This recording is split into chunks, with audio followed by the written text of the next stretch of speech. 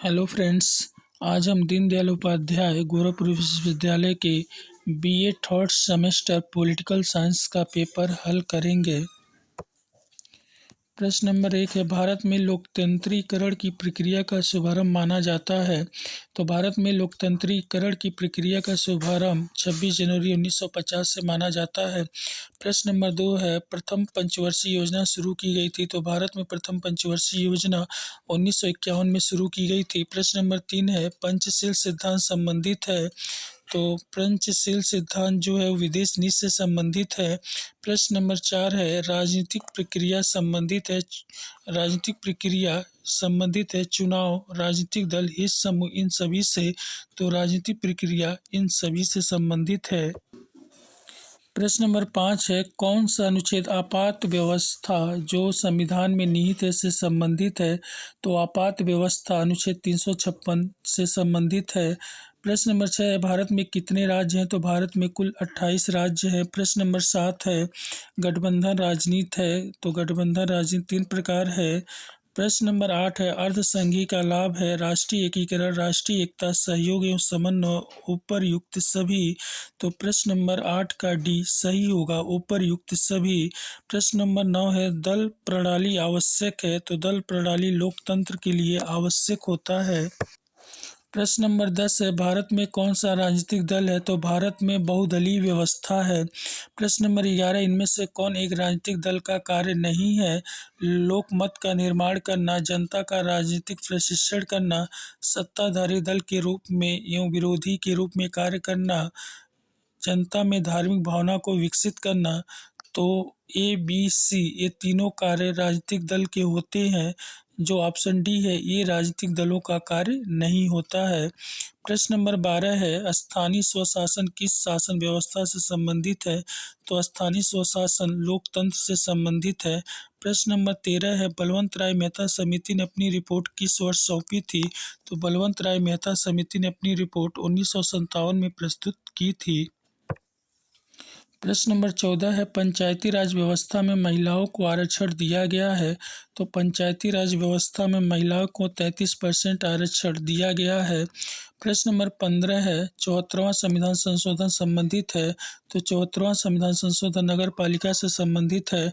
प्रश्न नंबर 16 है, दबाव समूह कौन सा तरीका नहीं अपनाता है। लॉबिंग, चुनाव लड़ना, सम्मेलन, प्रचार। तो दबाव समूह चुनाव लड़ना तरीका नहीं अपनाता है। प्रश्न नंबर 17, आमंड के दबाव समूह के वर्गीकरण में कौन सम्मिलित नहीं है। तो आमंड के दबाव समूह में सुरक्षात्मक समूह सम्मिलित नहीं है। बाकी समुदायात्मक समूह, गैर समुदायात्मक समूह, संस्थात्मक समूह सम्मिलित है। तो प्रश्न नंबर 17 का डी यहाँ पे सही है। प्रश्न नंबर 18 है, all India trade union Congress किस तरह का दबाव समूह है। तो ये समुदायात्मक दबाव समूह है। प्रश्न नंबर 19 है, मतदान व्यवहार किसका रूप है। तो मतदान व्यवहार राजनीतिक व्यवहार का रूप है। प्रश्न नंबर 20 है, चुनावी प्रक्रिया का अध्ययन जिस विषय में किया जाता है उसको कहा जाता है। तो चुनावी प्रक्रिया का अध्ययन जिस रूप में होता है उसको सेफोलॉजी कहा जाता है। प्रश्न नंबर 21 है, मतदान व्यवहार का निर्धारण करने वाला तत्व है। तो मतदान व्यवहार का निर्धारण करने वाला तत्व वर्ग, धर्म, जाति ये सभी है। तो प्रश्न नंबर 21 का डी उपरोक्त सभी यहाँ पे सही है।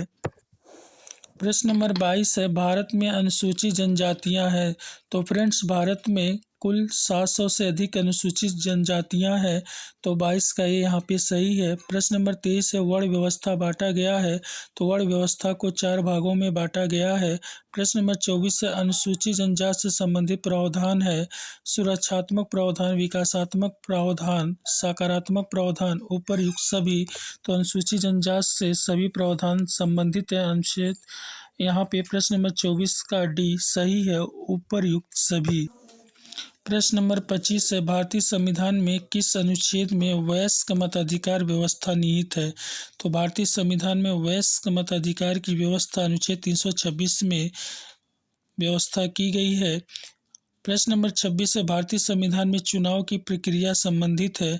तो भारतीय संविधान में अनुच्छेद 324 से लेकर 329 तक चुनावी प्रक्रिया से संबंधित प्रावधान किया गया है। प्रश्न नंबर 27 है 61वां संविधान संशोधन संबंधित है। तो 61वां संविधान संशोधन भारत में 18 वर्ष की अवस्था में मताधिकार की व्यवस्था की गई है।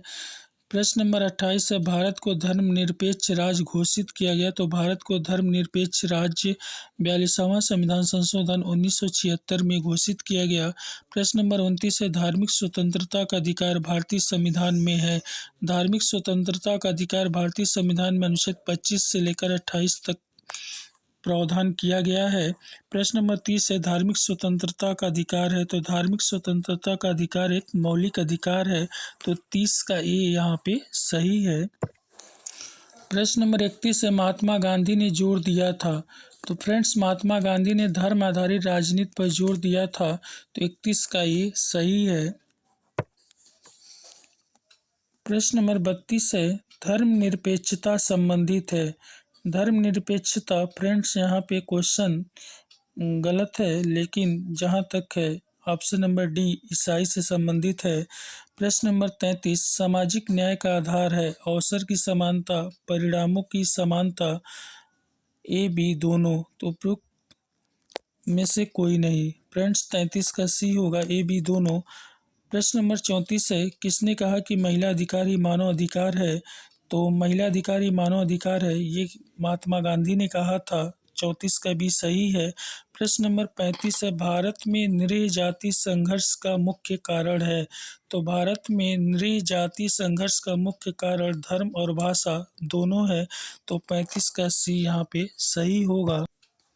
प्रश्न नंबर 36 है भारतीय संविधान में निरीह जाति समूह के लिए प्रावधान है। तो भारतीय संविधान में निरीह जाति समूह के लिए 2 प्रावधान है। 36 का ये सही होगा। प्रश्न नंबर 37 है भाषावाद का कारण है सामाजिक, मनोवैज्ञानिक, ऐतिहासिक, उपरोक्त सभी। तो भाषावाद का कारण यहाँ उपरोक्त सभी है। प्रश्न नंबर 38 है क्षेत्रवाद का कारण है ऐतिहासिक एवं राजनीतिक, सांस्कृतिक विविधताएं, प्रकृति प्रदत्त विभिन्नता एवं समानता, उपरोक्त सभी। तो क्षेत्रवाद का यहाँ पे कारण उपरोक्त सभी होगा।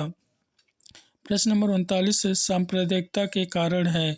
तो फ्रेंड्स यहाँ पे सांप्रदायिकता के कारण जो प्रश्न है, प्रश्न सही नहीं है, इसको आप लोग देख लीजिएगा। भ्रष्टाचार का कारण है निम्न कोट का साहित्य, निम्न शिक्षा का स्तर, राष्ट्रीय चरित्र का अभाव। तो भ्रष्टाचार के कारण यहाँ उपरोक्त सभी होंगे।